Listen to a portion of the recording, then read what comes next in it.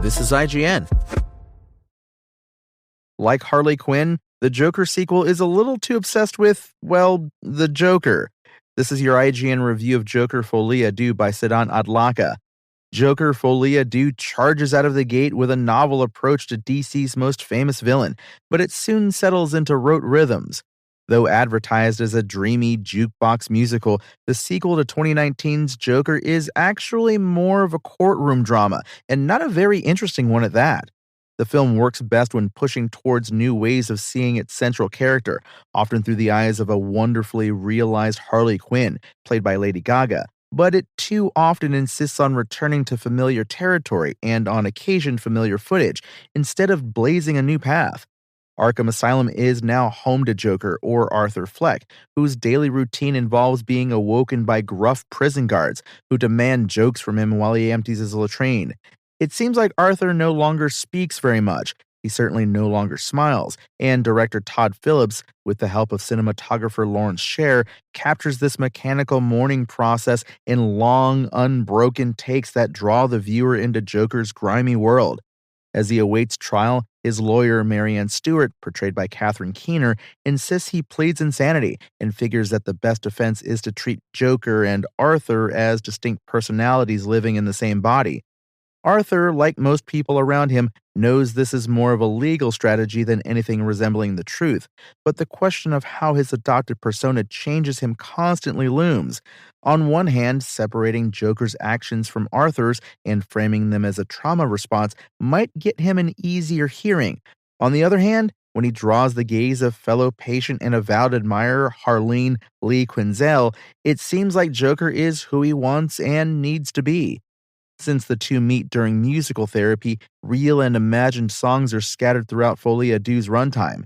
These familiar Hollywood tunes and vintage pop hits are sung passionately by Phoenix and Gaga. The duo at first connects through song. They match each other's freak, the shared madness and delusion of the subtitle, what the French call Folie Deux, but much of this ends up sidelined during the movie's lengthy courtroom scenes, which promise chaos when Arthur begins representing himself. Unfortunately, the delirium of Phoenix smearing on the grease paint to play both attorney and defendant isn't quite delivered. After an initial hour set entirely within Arkham's walls, the sequel becomes a kind of referendum on the first Joker, though not in any meaningful, transformative way.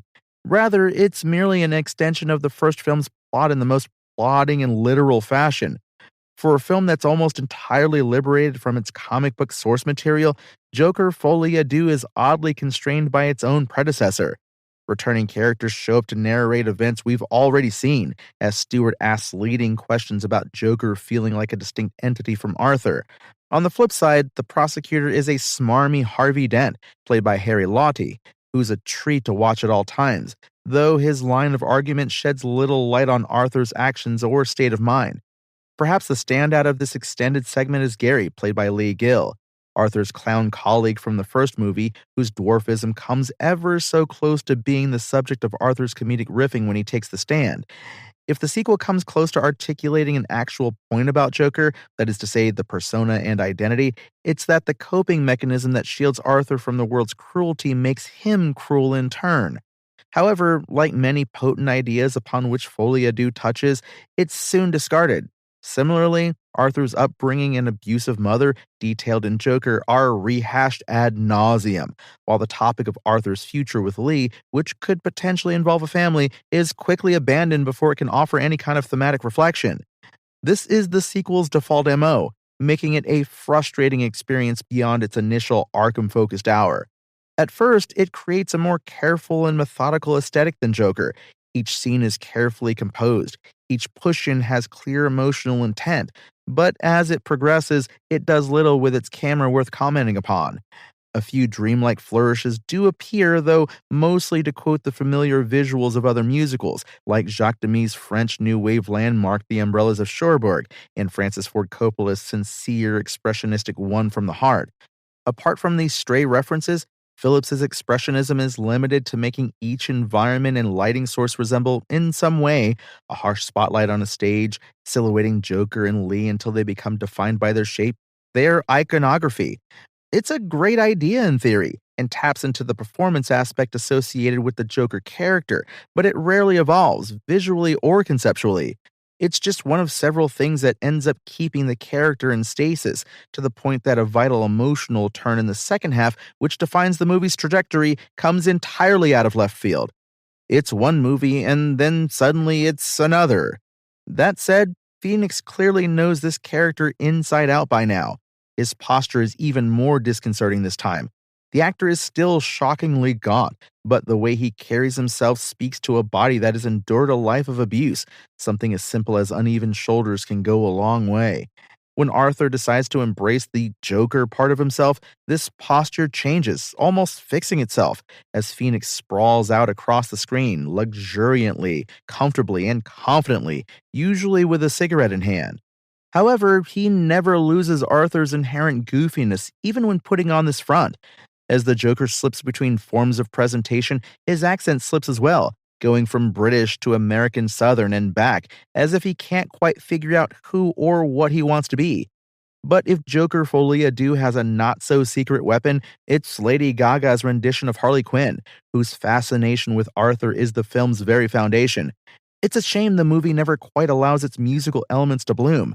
The energy of these segments only goes so far, because affording Gaga the chance to run the emotional and tonal gamut would have likely resulted in one of the greatest feats of screen acting modern Hollywood has seen. She even modulates her singing voice between the real Lee, an unprofessional who belts with an uneven passion, and Arthur's imagined version of her, whose singing is more, well, Gaga-esque. Sadly, she's constrained by a subtle performance in a film that's anything but. The careful line Gaga walks between adoration and mania is entirely worthwhile, and temporarily allows a commentary on fandom obsession to sneak its way into the picture. Lee is practically a Manson girl. However, in true Phillips fashion, this idea never really comes to fruition. Before it has the chance, Joker Folie switches tangents yet again. That's to say nothing of the movie's intriguing Oedipal undercurrent, which frames Arthur's desire for adoration as a response to a lack of maternal warmth. No prize for guessing how far this gets. Joker, though scattered in its politics and committed to aping other, better filmmakers, at least had unifying visual and thematic motifs. It felt complete, albeit cobbled together. Joker Folie departs from this approach, initially for better, though eventually for worse. Its more considered frames and character dynamics set the stage for musical romance that never blossoms, visually, acoustically, emotionally, giving way to a sequel weighed down entirely by its predecessor, despite how hard it tries to escape its orbit. The worst thing about Joker Folie is its unfulfilled potential. It begins with the promise of a novel approach to the Joker and Harley Quinn, placing them in a world where the opposite of cruelty is musical romance.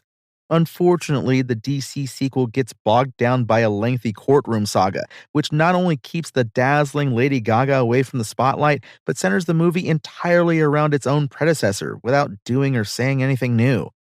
Joker Folie IGN score? 5 out of 10. Thanks for listening to IGN. My name is Tony Jackson, and for the latest reviews and news, visit us at IGN.com. Spoken Layer.